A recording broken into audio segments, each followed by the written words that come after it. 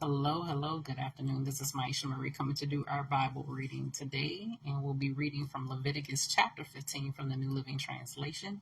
I hope you all are having a terrific Tuesday, and we're going to go ahead and get started. The Lord said to Moses and Aaron, "Give the following instructions to the people of Israel. Any man who has a bodily discharge is ceremonially unclean. This defilement is caused by his discharge, whether the discharge continues or stops. In either case, the man is unclean. Any bed on which the man with the discharge lies, and anything on which he sits will be ceremonially unclean. So if you touch the man's bed, you must wash your clothes and bathe yourself in water, and you will remain unclean until evening. If you sit where the man with the discharge is sat, you must wash your clothes and bathe yourself in water, and you will remain unclean until evening. If you touch the man with the discharge, you must wash your clothes and bathe yourself in water, and you will remain unclean until evening.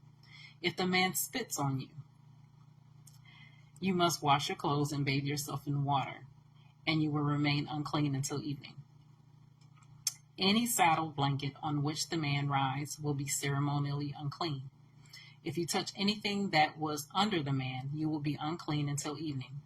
You must wash your clothes and bathe yourself in water, and you will remain unclean until evening. If the man touches you without first rinsing his hands, you must wash your clothes and bathe yourself in water, and you will remain unclean until evening. Any clay pot the man touches must be broken, and any wood utensil he touches must be rinsed with water. When the man with the discharge is healed, he must count off 7 days for the period of purification.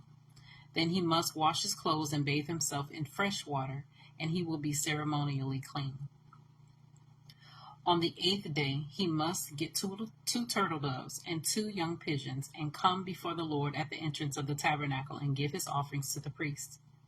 The priest will offer one bird for a sin offering and the other for a burnt offering. Through this process, the priest will purify the man before the Lord for his discharge. Whenever a man has an emission of semen, he must bathe his entire body in water, and he will remain ceremonially unclean until the next evening. Any clothing or leather with semen on it must be washed in water, and it will remain unclean until evening. After a man and woman have sexual intercourse, they must each bathe in water, and they will remain unclean until the next evening. Whenever a woman has her menstrual period, she will be ceremonially unclean for 7 days. Anyone who touches her during that time will be unclean until evening. Anything on which the woman lies or sits during the time of her period will be unclean. If any of you touch her bed, you must wash your clothes and bathe yourself in water, and you will remain unclean until evening. If you touch any object she has sat on, you must wash your clothes and bathe yourself in water, and you will remain unclean until evening. This includes her bed or any other object she has sat on. You will be unclean until evening if you touch it. If a man has sexual intercourse with her and her blood touches him, her menstrual impurity will be transmitted to him.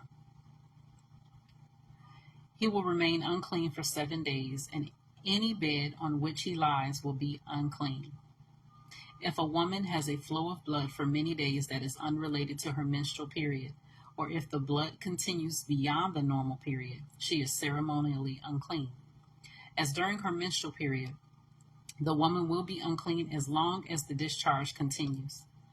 Any bed she lies on and any object she sits on during that time will be unclean, just as during her normal menstrual period.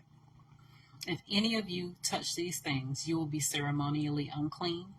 You must wash your clothes and bathe yourself in water, and you will remain unclean until evening. When the woman's bleeding stops, she must count off 7 days. Then she will be ceremonially clean. On the 8th day, she must bring 2 turtle doves or 2 young pigeons and present them to the priest at the entrance of the tabernacle. The priest will offer one for a sin offering and the other for a burnt offering. Through the process, the priest will purify her before the Lord for the ceremonial impurity caused by her bleeding. This is how you will guard the people of Israel from ceremonial uncleanness. Otherwise, they will die. for their impurity would defile my tabernacle that stands among them. These are the instructions for dealing with anyone who has a bodily discharge, a man who is unclean because of an emission of semen, or a woman during her menstrual period.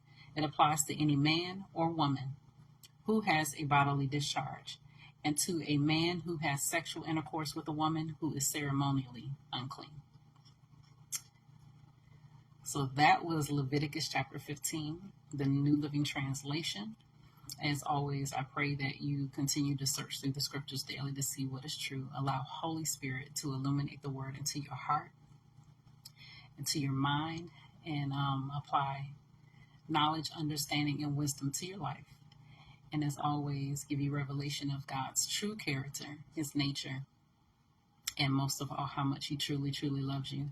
I pray that you all be well, and Lord willing, we'll see each other tomorrow for another edition of Reading the Word Together.